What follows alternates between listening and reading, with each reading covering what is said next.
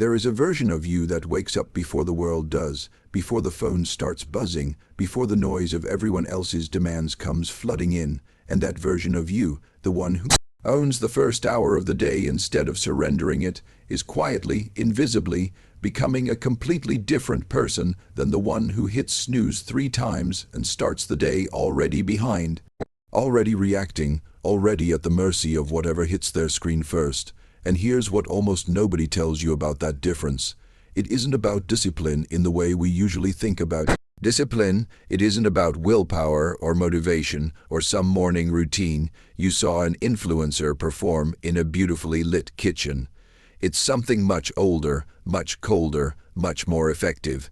It's a set of 10 specific practices, refined not in the last decade but over 2,000 years ago, by men who didn't have the luxury of motivational podcasts or productivity apps, men who had built unshakable minds because their actual lives depended on it. Marcus Aurelius waking up each morning to command an empire under siege from disease, war, and betrayal from his own inner circle. Epictetus waking up each morning having once been property, owned, beaten, and still choosing deliberately every single day to train his mind like a weapon nobody could break.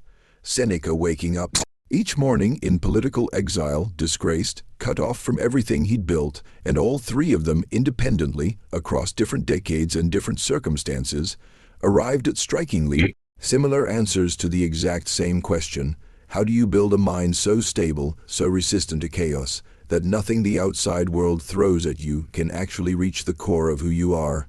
And the answer they landed on wasn't complicated. It wasn't about eliminating hardship, because none of them ever eliminated hardship.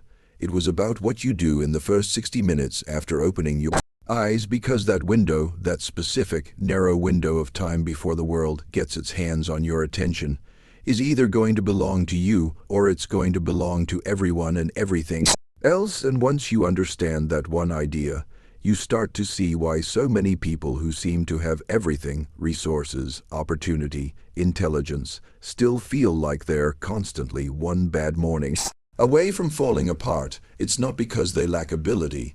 It's because they never learned to own the first hour. They wake up and immediately hand it over to notifications, to anxiety about the day ahead, to other people's demands stacking up in an inbox. And by the time they actually start living their own day, they're already reacting instead of leading, already behind instead of grounded. And this is exactly what these 10 disciplines fix, not by adding more tasks to your morning, not by cramming in a 2-hour routine with cold plunges and 45 minutes of journaling that nobody actually has time for, but by teaching you a handful of specific, almost shockingly simple mental exercises that the Stoics treated as seriously as physical training, because to them, mind wasn't something that just happened to you.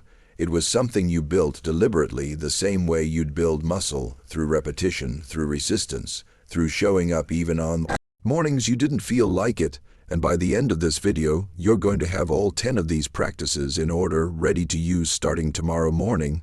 Some of them will take you 30 seconds. Some of them will ask you to sit with a slightly uncomfortable thought before you even get out of bed. And I want to be honest with you about that last part right now, because a few of these disciplines are not going to feel like typical self-care content. They're going to feel a little strange the first time you try them, maybe even a little unsettling, because Stoic morning practice was never about making you feel good in a soft, comfortable way. It was about making you sturdy, and sturdy sometimes requires looking directly at things most people spend their whole morning routine avoiding. Thoughts about difficulty, about loss, about the fact that today, like every day, is not actually guaranteed. And I know that sounds heavy for something called a morning discipline, but stay with me, because this exact practice, sitting with that discomfort deliberately for just a minute or 2 each morning, is precisely what stripped fear out of men who then went on to rule empires and survive exile without falling apart. And the alternative, the thing most of us do instead, which is spending our entire morning avoiding any thought that isn't pleasant, scrolling instead of sitting, rushing instead of reflecting, is exactly why so many of us feel like we're constantly starting the day on the back foot, reacting to a world we never actually prepared ourselves for.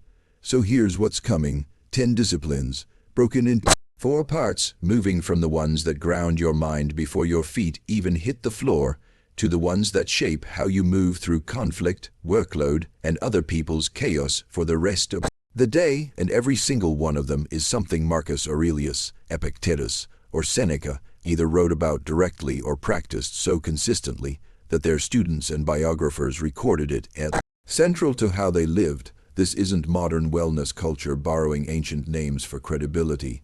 This is the actual source material, translated into something you can use tomorrow at 6 in the morning. And in part 2, we start with the very first discipline, the one Marcus Aurelius reportedly used the moment he opened his eyes each day, before he'd even risen from bed, a practice designed to do one single thing: immunize you against the disappointment of a hard day before that hard day even has the chance to catch you off guard.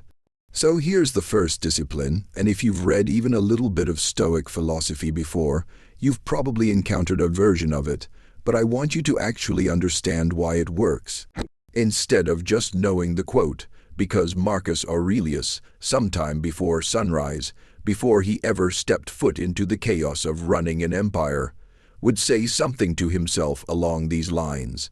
Today, I will meet people who are ungrateful, arrogant, dishonest, jealous, and difficult. And if you only hear that once out of context, it sounds bleak. It sounds like a man bracing for the worst, expecting misery before the day has even begun.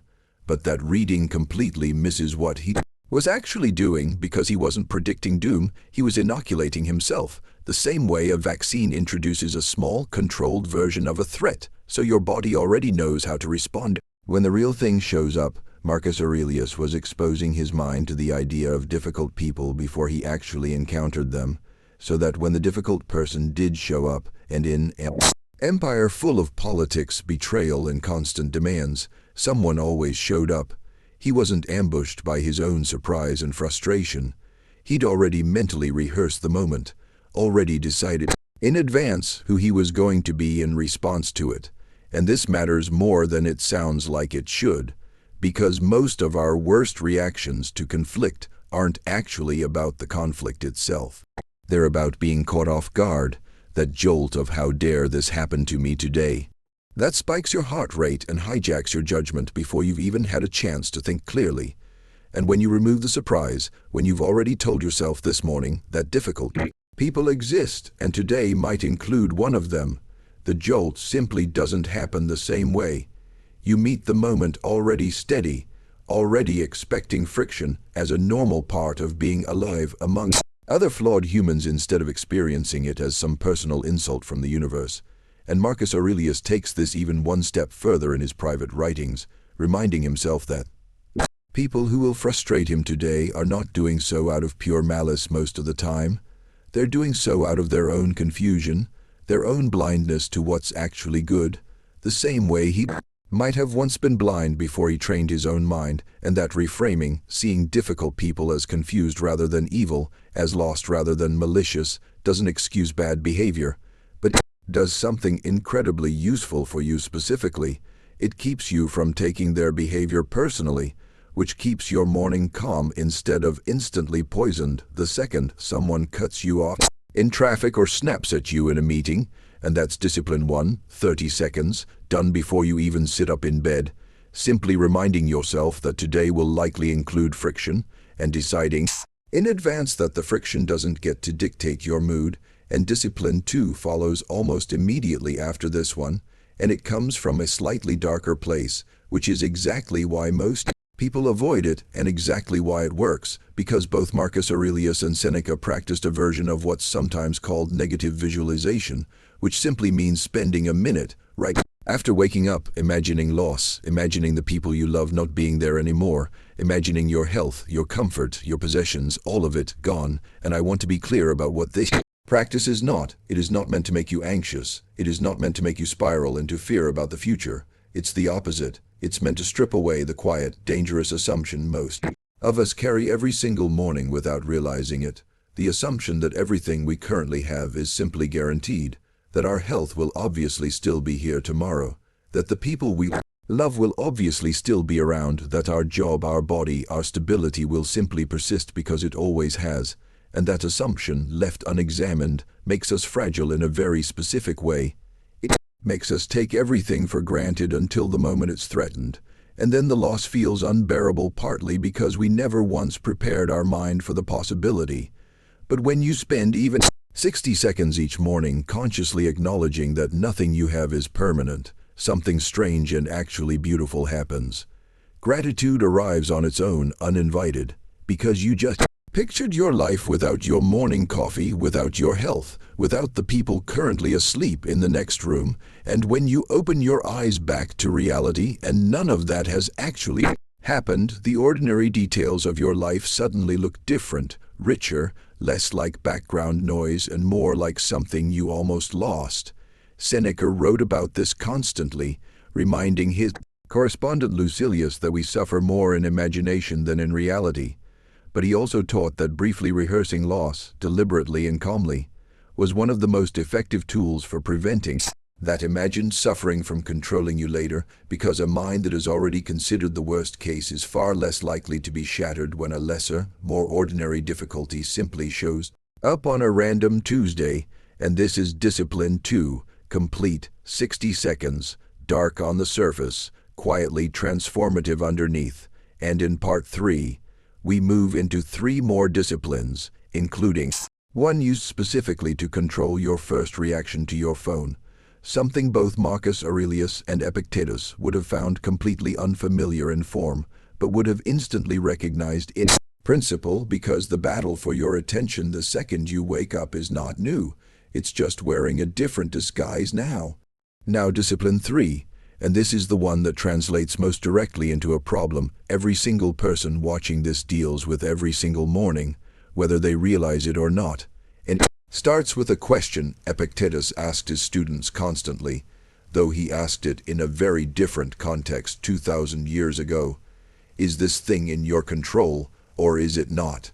And he taught this as the single most important dividing line a person could draw in their entire mental life, because almost every ounce of unnecessary suffering, he argued, comes from getting the line wrong, from spending our energy, our emotional weight, our attention on things that were never actually ours to control in the first place. And now picture the modern version of this problem. The first thing most people do the moment they open their eyes, before their feet even touch the floor, is reach for their phone. And in that single motion, they hand the very first moments of their consciousness, the most valuable, most impressionable minutes of the entire day, over to a stream of things that are almost entirely outside their control. A news headline about a disaster on the other side of the world, a message from someone that instantly spikes their heart rate, a notification that has nothing to do with anything they actually value, and here's what's happening underneath that: your mind, still soft, still half formed from sleep, still not yet anchored in its own priorities for the day, is being handed someone else's agenda before it's even had the chance to set its own. And this is exactly the trap Epictetus warned against, except instead of a Roman crowd or a cruel master, the modern version is an algorithm specifically engineered to capture your attention, using the same psychological triggers that once made ancient audiences riot in the streets. So discipline 3 is simple to state and genuinely difficult to practice. You do not touch your phone the first 30 minutes after waking up, not to check the time, not to check messages, not just quickly. You give your own mind 30 minutes of authority over your own attention before you hand any of it to the outside world. And I want to be honest, this is going to feel uncomfortable at first, almost itchy, because most of us have trained ourselves without meaning to associate the first waking moment with immediately checking what happened while we were asleep. But that itch, that discomfort, is exactly the proof of how much control you've already surrendered.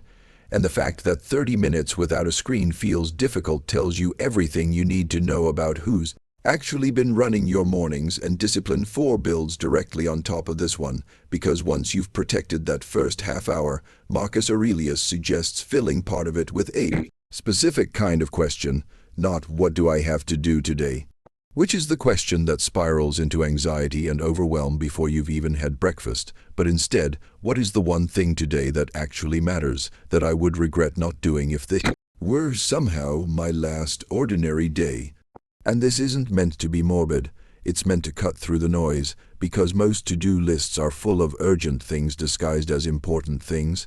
The emails, the small fires, the tasks that feel pressing but wouldn't actually matter a year from now. And Marcus Aurelius, even while managing an empire's worth of obligations, would return again and again in his private, writing to the ideal that a life is made up of individual present moments. And if you're not careful, you can spend every single one of those moments reacting to whatever feels loudest instead of doing what actually matters. So this discipline asks you to name that one real thing, out loud if it helps, before the noise of the day gets a vote. And discipline 5 is shorter, but just as important, and it comes from something Seneca practiced with almost mechanical consistency, a brief physical accounting of your own body before you start demanding things from it.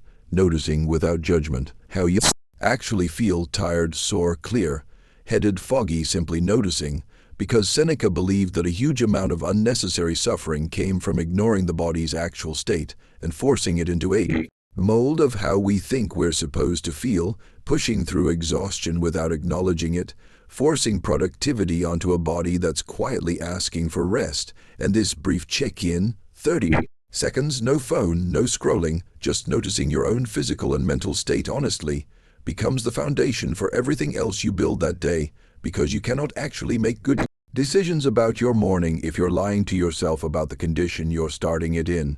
And these 3 disciplines together, protecting your first 30 minutes, naming the one thing that actually matters, and honestly checking in with your own body, form the bridge between the internal mental preparation of the first 2 disciplines and the more active engagement facing disciplines coming next. And in part 4, we move into the final 5, including a specific practice Marcus Aurelius used to prepare his mind for confrontation before it ever happened, and a closing discipline that ties every single one of these together into a single mental habit you'll carry with you long after this video ends.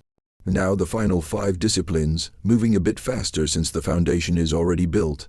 And discipline 6 comes directly from how Marcus Aurelius prepared for the parts of his day he actually dreaded, the difficult meetings, the people he knew would try to provoke him, the decisions he knew would be unpopular no matter what he chose. And instead of walking into those moments cold, he would spend a minute or 2 each morning mentally rehearsing them in advance, not obsessing, not spiraling into anxious what-ifs, but calmly picturing the specific person or situation he expected friction from, and deciding in that quiet moment before it happened exactly what kind of version of himself he intended to bring into it, steady, measured, unshaken, because he understood something that modern performance psychology has since confirmed independently, that the mind performs dramatically better in a stressful moment if it has already visited that moment once before, even just in imagination. So if you know today holds a hard conversation, a difficult client, a tense dinner, spend 60 seconds this morning picturing yourself walking into it exactly as the person you want to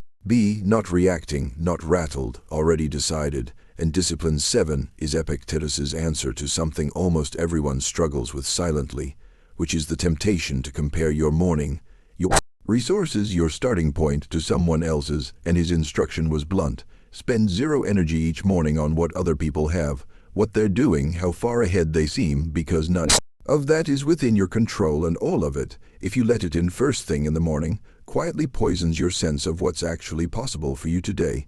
So this discipline is really an absence, a refusal, choosing not to open comparison, triggering apps, or think about anyone else's trajectory until you've first spent time grounding yourself in your own. Discipline 8 comes from Seneca, and it's about words, specifically the first words you let into your mind each day, because Seneca was famous for reading something substantial each morning, not for information, not to stay current, but to feed his mind something solid before the world had the chance to feed it something hollow. And the modern version of this doesn't have to be a philosophy text. It just has to be something chosen deliberately, a few pages, a passage, something with actual weight. Read before the scrolling starts, because whatever enters your mind first tends to set the tone for whatever Follows. Discipline 9 is physical, brief, and almost universally recommended across all three Stoics. Some form of deliberate discomfort, cold water on the face, a short walk in unpleasant weather, a stretch held a little longer than comfortable, not for fitness, but for practice. Practice tolerating mild discomfort voluntarily so that involuntary discomfort later in the day has less power over you, because a mind that has already chosen discomfort once that morning is far less rattled when discomfort shows up uninvited an hour later. And Discipline 10, the final one, is less a single action and more the thread that ties every other discipline together. And it's this: before you fully step into your day, you remind yourself plainly that your only real job today is to respond well, not to control outcomes, not to make everyone happy, not to guarantee things go smoothly, simply to meet whatever comes with the version of yourself you decided on this morning. And when you actually live inside that one idea, something shifts permanently, because you stop measuring your day by what happened to you and start measuring it by how you met what happened. And that shift, small as it sounds, is the exact same shift that let a man who was once enslaved become one of history's great teachers, that let an emperor stay steady while an empire tried to consume him, that let an exiled statesman rebuild his entire sense of self from nothing. None of them controlled their circumstances, not really, but every single one of them controlled their mornings, and their mornings built the mind that carried them through everything else. So tomorrow, before the phone, before the noise, before the world gets its hands on you, try even 3 of these 10 and notice what changes. And if this helped you, tell me in the comments which discipline you're starting with tomorrow morning.